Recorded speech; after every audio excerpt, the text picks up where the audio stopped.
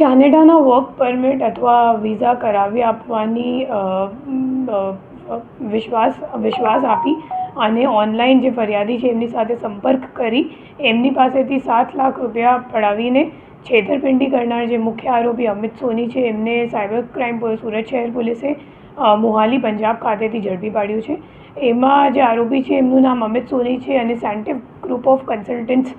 નામની એક ફર્મ મોહાલી ખાતે ચલાવતો હતો 2 વર્ષ સુધી 24 અને 25માં. અને મોટે ભાગે લોકોને ઓનલાઈન મતલબ ફેસબુક અથવા તો ઇન્સ્ટાગ્રામથી કોન્ટેક્ટ કરતો હતો અને પછી એમને કહેતો હતો કે તમારે અગર વર્ક પરમિટ જોઈએ છે કે અથવા તો કેનેડાનું વિઝા જોઈએ છે તો હું કરાવી આપીશ, અને આ કહીને પછી ફોર્જડ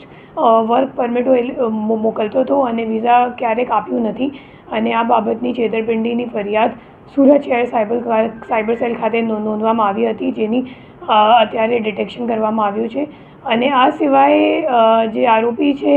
એમની સામે ગાંધીનગર અને રાજકોટમાં પણ ફરિયાદ મળી આવેલ છે, જેમાં NCCRP કમ્પ્લેન્ટ્સ છે એમના અકાઉન્ટ પર,